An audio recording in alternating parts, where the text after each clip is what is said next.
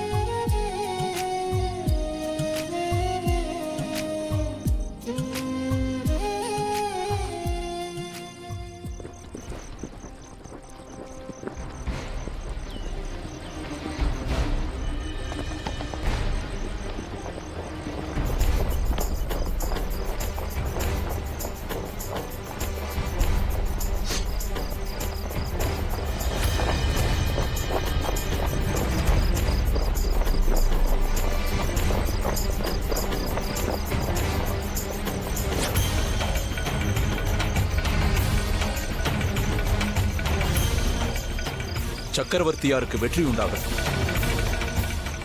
மகா மந்திரியார் தங்களை தேடுமாறு கட்டளையிட்டார். அந்த அல்லாவுக்கு நன்றி, தாங்கள் நலமாக உள்ளீர்கள். தங்களின் உத்தரவுக்கு தயாராக உள்ளோம் ஷகன்ஷா.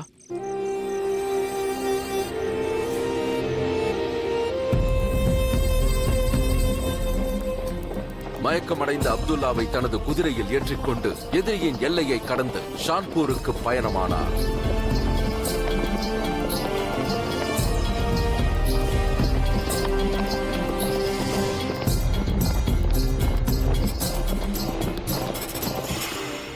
நான் ஜலாலை சந்திக்க சென்றிருந்தேன். வரும் வழியில் அஜ்மீன் தர்காவையும் பார்த்துவிட்டு வந்தேன். சேனைகள் திடீரென்று பாதையை மாற்றிவிட்டார்கள். ஆதலால் இந்த பக்கம் வரவேண்டியதாயிற்று. ஆதலால் உங்களை பார்ப்பதற்காக வந்தேன். மகளே ஹமீனா பானு, நாம் நினைப்பதால் என்னாகப் போகிறது? அவனல்லவா நினைக்க வேண்டும். யாருடைய பாதையை எப்பொழுது மாற்ற வேண்டும் என்று அவன் மட்டுமே அறிவான். அவ்வாறு என்றால் ஜலால் எப்பொழுது மாறுவான்? இஸ்லாம் அன்பு நெறியை பரப்பும் மதம். அனைவரும் எவ்வாறு சேர்ந்திருக்க வேண்டும் என்று கற்றுக் கொடுக்கிறது. இவ்வாறு இருக்கும்போது ஜலால் மனதில் ஏன் அந்த அன்பு இல்லை? ஏன் அவன் மனதில் கருணை இல்லை? நம் மதத்திற்கு அவப்பெயர் ஏற்படுத்தும்படி அவன் ஏன் நடந்து கொள்கிறான்? மகளே, மதங்களோ அன்போ அல்லாஹ் கொடுத்த வரங்கள். அந்த அல்லாவின் கருணை யார் மீது விழப்போகிறது என்று யாருக்கும் தெரியாது. அது அல்லாவுக்கு மட்டுமே தெரிந்த ஒன்று. ஆனால் அந்த ஒரு நாள் நிச்சயமாக வரும். அன்று அவன் புரிந்து கொள்வான், அந்த அல்லாஹ் அவனை அன்பு பாராட்டவே அனுப்பியுள்ளார் என்று, வெறுப்பை பாராட்டுவதற்கு அல்ல என்று. இவ்வளவு மாற்றங்கள் ஏற்படுமா? மாறப்போவது ஜலால் மட்டுமல்ல, அவன் மற்றவர்களின் எண்ணத்தையும் மாற்றப் போகிறான். இந்த இந்து தேச சரித்திரத்தையும் மாற்றப் போகிறான். வாழ்க்கைக்கு புது அர்த்தத்தையும் உண்டாக்கப் போகிறான். ஒரு செஹின்ஷா பெற்றிருக்கும் சக்தியை விட பெரிய சக்தி எது என்று அவன் புரிந்து கொள்ளப் போகிறான். அன்பு என்பது மிகப்பெரிய சக்தி என்று புரிந்து கொள்வான். பகிர்வதால் மட்டும்தான் அன்பு வளரும் பகிரவர்களே. ஆனால் ஜலாலோ வெறுப்பை மட்டுமல்லவா படர செய்கிறான்? படரச் செய்வான், வெறுப்பை அல்ல, அந்த அன்பை. அப்பொழுது நம் ஹிந்துஸ்தானும் நம் மதமும் ஒவ்வொரு மனிதரும் ஜலாலுதீன் என்ற பெயரை போற்றுவார்கள். ஒரு சில சமயங்களில் மனிதர்கள் மேலே எழுவதற்கு அவன் கீழே விழ வேண்டியிருக்கிறது. என் கணிப்புப்படி அவன் அந்த கட்டத்தை கடந்து கொண்டிருக்கிறான். நீயும் பார்க்கத்தான் போகிறாய். அந்த நாள் வரும்பொழுது அவன் கீழே விழுந்து மேலே எழப்போகிறான். எவ்வளவு எழுவான் என்றால், அந்த சந்திரனும் சூரியனும் இருக்கும் வரையில் ஜலாலின் புகழ் ஓங்கி இருக்கும். ஆமீன். சும்மா ஆமீன்.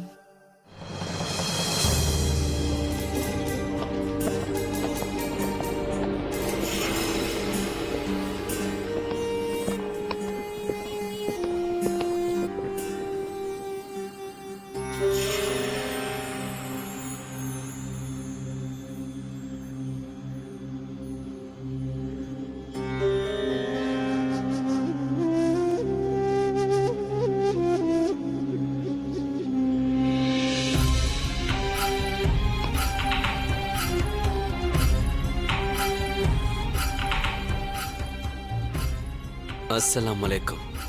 வலைக்கும் சலாம்.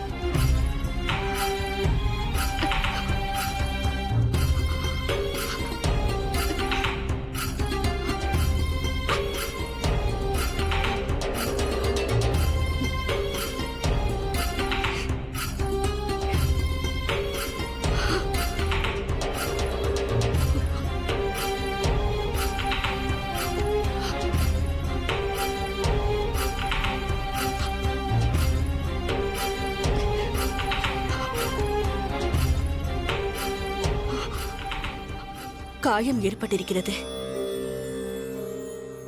மருந்தை கொண்டு வாருங்கள்.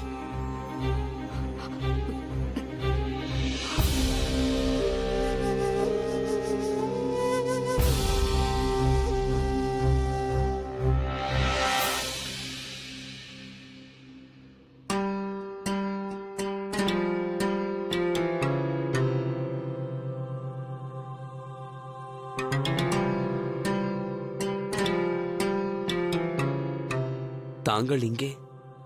எனது மகன் ஜலால் தன் பெரியம்மாவை மறக்கவில்லையே என்று பார்க்கத்தான் வந்தேன். தங்களுக்கே தெரியும் என்னால் தங்களை மறக்க முடியாதென்று. என் மகன் எதற்காக இந்த கிரீடத்தை கழற்றினார்? இதை அணிந்து கொண்டு என் பெரியம்மாவிடம் பேசுவதில் எனக்கு உடன்பாடில்லை. என் பெரியம்மாவிற்கு இருக்கும் அதிகாரம் அதைவிட மிக பெரியது. அதனால்தான் என் மகன் பாதுகாப்பாக இருக்கின்றானா இல்லையா என்ற தகவல் கூட எனக்கு கிட்டவில்லை. ஏனென்றால் நான் உனக்கு வளர்ப்பு தாய்தானே. வளர்ப்பு தாயானாலும் என் கையாலேயே பால் ஊட்டி அன்னத்தை ஊட்டி ஒரு தாயை போல் வளர்த்திருக்கிறேன். உன் வாழ்க்கையில் எனக்கென்று ஒரு சிறு இடம் கூட கிடையாதா? தாங்களே அறிவீர்கள், நான் உதவ முடியாத நிலையில் இருக்கிறேன். நான் அரசியல் விவகாரங்களில் மூழ்கி இருக்கிறேன் என்று தங்களுக்கே தெரியும். நடந்ததை எண்ணி நான் மிகவும் வெட்கப்படுகிறேன். அந்த அல்லாவின் கருணையால் யார் முன்பும் எதற்காகவும் நீ வெட்கப்பட தேவையில்லை.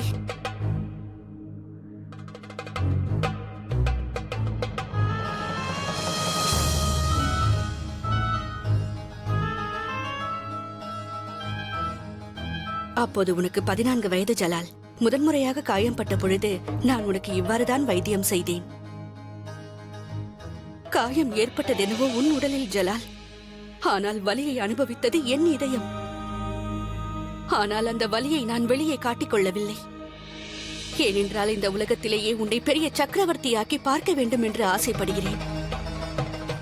ஆனால் இன்று இந்த காயத்தை பார்த்தவுடன் பெரியம்மா, இந்த காயம் எனக்கு சரித்திரத்தில் சாட்சியாக இருக்கப் போகிறது. எனது வெற்றிக்கு கிடைத்த பரிசு இது. நிச்சயமாக.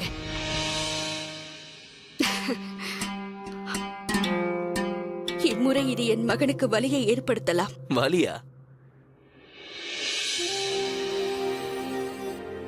வலி என் அருகில் நெருங்குவதற்கு கூட பயப்படும். தாங்கள் கவலை கொள்ளாமல் மருந்தை தரவுங்கள்.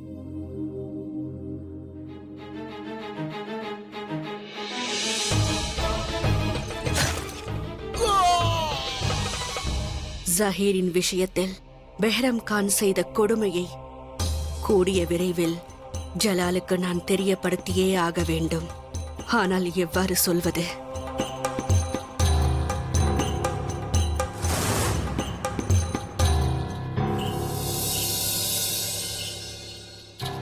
ஹக்கீம் அவர்களே, ஜஹீரின் உடல்நிலை எவ்வாறு உள்ளது?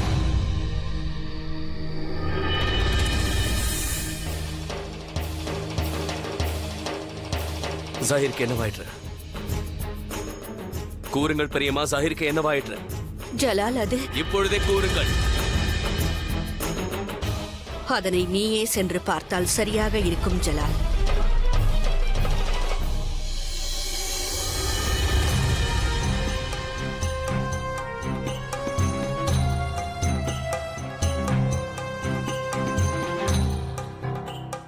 மருந்து இன்னும் மிஞ்சியிருக்கிறது. இதை அப்துல்லாவின் காயங்களுக்கு தடவுங்கள்.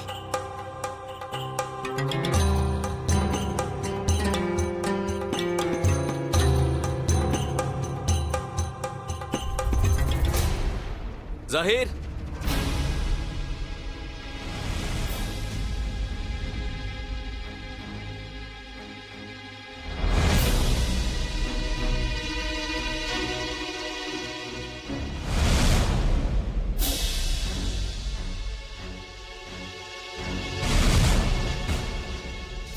சற்று பொறுத்தால் நல்லது. தாங்கள் இவ்வாறு கண்ணீர் விட்டு அழுதால் அது தங்கள் கண்களின் வலியை இன்னும் அதிகப்படுத்தும். யாருக்கு இவ்வளவு தைரியம் வந்தது? எனது நம்பிக்கைக்கு பாத்திரமானவனுக்கு இவ்வளவு கொடுமை செய்ய எவனுக்கு துணிச்சல் வந்தது? என் கேள்விக்கு பதில் தெரிந்தாக வேண்டும். கூறுங்கள், இந்த நிலைமையை ஏற்படுத்தியவன் யார்? யார் என்று கூறுவதற்கு பயந்து கொண்டிருக்கிறார்கள் சக்கரவர்த்தி.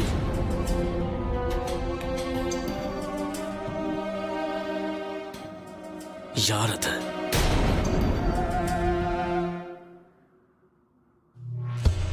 அரசியல் விவகாரங்கள் எமக்கு தெரியாது. சஹீரை இந்த நிலைக்கு ஏன் ஆளாக்கினார்கள் என்று கூட எனக்கு தெரியாது. யார் இவ்வாறு செய்தார்கள் என்று கூறுங்கள். நான் அவரது பெயரை என் வாயால் சொல்லக்கூடாது சக்கரவர்த்தி. ஏனென்றால் நீ அவருக்கு தந்தையின் ஸ்தானத்தை கொடுத்து வைத்திருப்பதால். கான் பாபாவா?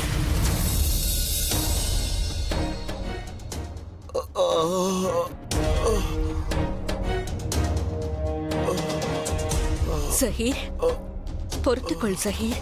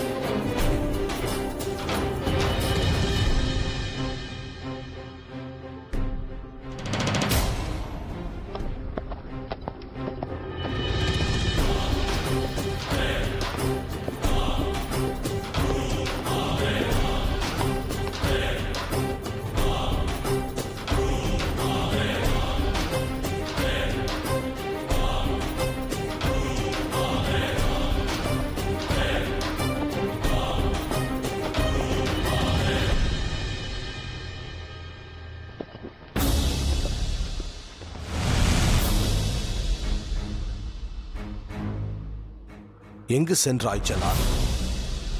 முகலாய சாம்ராஜ்யத்தின் தலைவன் 3 நாட்களுக்கு காணாமல் போவது மிகப்பெரிய விஷயம். அது உனக்கும் தெரியும் அல்லவா? உன்னை பாதுகாக்க வேண்டியது என்னுடைய கடமை.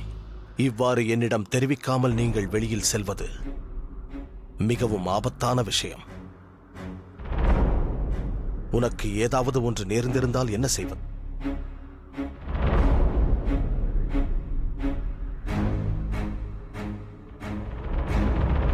ஜலால், நான் உன்னிடம்தான் பேசிக் கொண்டிருக்கிறேன்.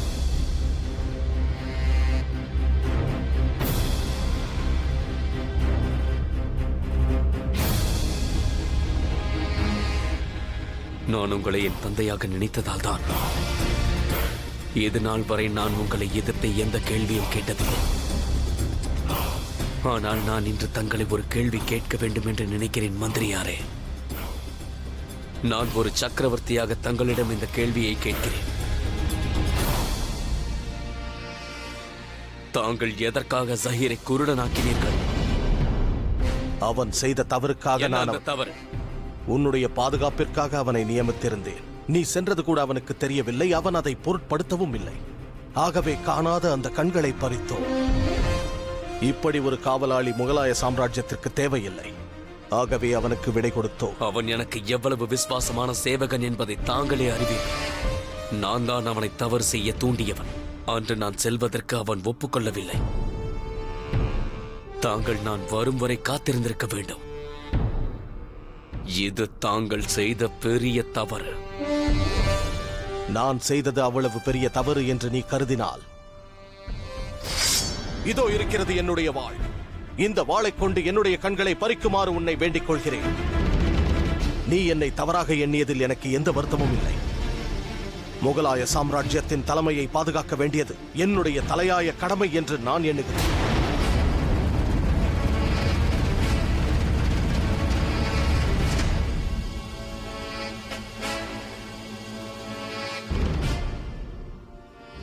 ஒரு மகன் தன் தந்தைக்கு எந்த தண்டனையையும் அளிக்க முடியாது. ஆனால் ஜஹீரை குருடனாக்கியதற்காக நான் வாழ்க்கை முழுவதும் கவலைப்பட்டுக் கொண்டிருப்பேன்.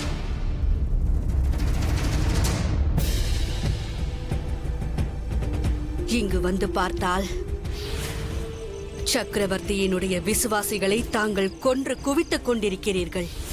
தாங்கள் அரசியல் விவகாரங்களிலிருந்து விலகி இருப்பது அனைவருக்கும் நல்லது.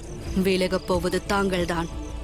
சக்கரவர்த்தியின் விசுவாசிகளை கொன்று கொண்டிருந்தால் அவ்வாறுதான் நடக்கும். இந்த விஷயத்தை பெரிதுபடுத்தியது அந்த மகாமாங்காதான் என்று நான் நன்றாக அறிவேன். ஆனால் பெஹரம் கானின் வார்த்தைகளுக்கு கீழ்ப்படியாமல் இருந்தால் முடிவு இதுவாகத்தான் இருக்கும்.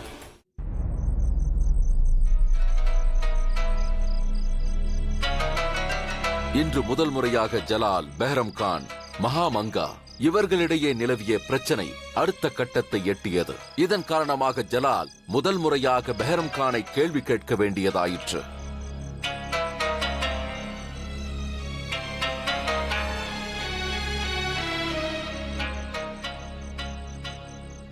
அஸ்ஸலாம் வலைக்கும்.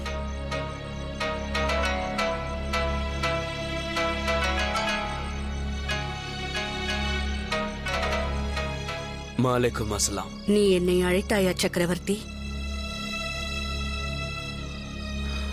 சக்கரவர்த்தி இல்லை, ஜலால் என்று கூறுங்கள் பெரியம்மா. என்ன விஷயம் ஜலால்?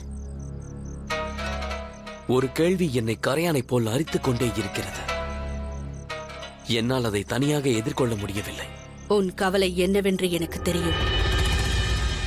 நீ உன் படை வீரர்களையும் பெஹரம் கானையும் எந்த அளவிற்கு நேசிக்கிறாய் என்று எனக்கு தெரியும். ஒரு அறிவுரையை கூறுகிறேன். ஒன்றை மட்டும் நினைவில் கொள். அன்பு மனிதனை பலவீனப்படுத்திவிடும். பிறகு உறவு அவனை அழித்துவிடும். யானை நடந்து செல்லும் பொழுது நாய்கள் அதை துரத்தும். நாம் பார்ப்பதற்கு நாய்களே யானையை வழிநடத்தி செல்கிறது போல் நமக்கு தோன்றும். ஆனால் உண்மை அதுவல்ல. இந்த முகலாய ஆட்சி நடந்து கொண்டிருக்கிறது என்றால் அதற்கு நீயும் உன் உடம்பில் வம்சாவழியாக ஓடிக்கொண்டிருக்கும் சக்கரவர்த்தியின் ரத்தமும் தான். குழந்தை பருவத்திலிருந்து இன்று வரை எனக்கு கான்பாபா தான் குருவாக இருந்து வந்தார். நான் அவரை என் தந்தை போல் நினைத்து வந்தேன். பிறகு உன் விசுவாசியான ஜஹீரை பற்றி ஏன் கவலைப்பட்டுக் கொண்டிருக்கிறாய்? ஜஹீருக்கு நடந்தவைகளை மறந்துவிடு ஜலால்.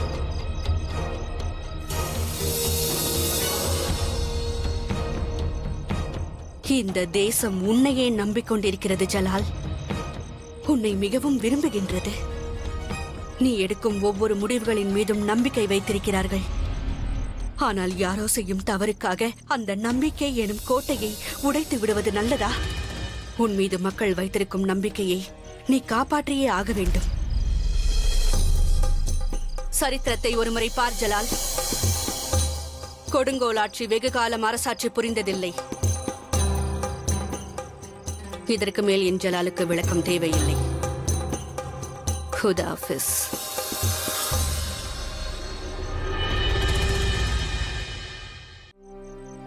இது ஜலாலுக்கு தர்ம சங்கடமான சூழ்நிலை. ஒருபுறம் தந்தை போல் நினைக்கின்ற பெஹரம் கானுக்கு எப்படி தண்டனையை வழங்குவது, மறுபுறம் தன் தாய்க்கு ஒப்பான மகாமங்காவின் ஆலோசனையை எப்படி நடைமுறைப்படுத்துவது என்பது கடினமான இந்த கேள்விக்கு அல்லாஹ்வால் மட்டும்தான்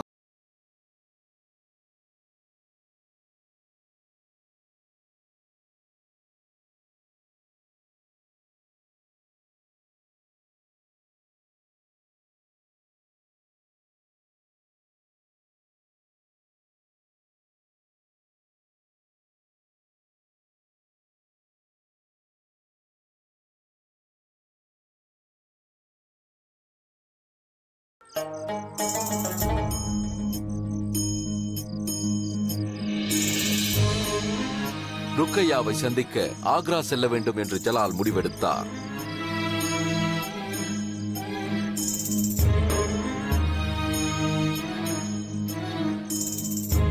ஜஹீருக்கு இப்படி ஒரு கொடுமை இழைக்கப்படும் போது நீ எங்கிருந்தாய்? தங்களை தேடிச் சென்றிருந்தேன். தாங்கள் திரும்பி வந்ததை கேள்விப்பட்டு இப்பொழுதுதான் வந்தேன். தங்களிடம் ஒன்று கேட்கலாமா? கேள். நீங்கள் கண்டிப்பாக வேட்டைக்கு செல்லவில்லை, ஏனென்றால் காடு முழுவதும் தேடிவிட்டேன். நான் தெரிந்து கொள்ளலாமா 3 நாட்கள் எங்கு சென்றீர்கள் என்று? ஒருவேளை நான் ஆமீருக்கு சென்றிருந்தேன் என்று கூறினால் அதை நீ நம்புவாயா? ஆமீரா? ஆனால் அது நம் எதிரிகள் ராஜபுத்திரர்கள் இடமாயிற்று. அதனால் அதனால் அதனால் அதனால் ஒன்றுமில்லை. மன்னிக்க வேண்டும். தங்களை நான் இன்னொரு கேள்வி கேட்கலாமா? தாராளமாக. ஆனால் இந்த விஷயத்தை யாரிடமும் நீ கூறிவிடக் கூடாது. எனக்கு புரிந்தது. என் உடலில் உயிருள்ள வரை இதை யாரிடமும் கூற மாட்டேன். ஆமீரும் அதன் ராஜகுமாரி ஜோதாவும் அழகுக்கு குறை இல்லாதவர்கள்தான்.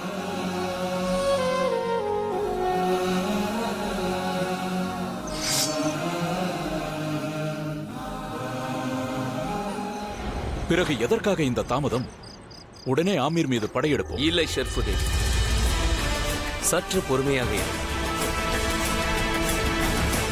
நான் போருக்கு முன்பாக சிலரை சந்திக்க விரும்புகிறேன். அதனால் நாளை சூரிய உதயத்திற்கு முன்பாக ஆக்ராவிற்கு செல்ல திட்டமிட்டுள்ளேன்.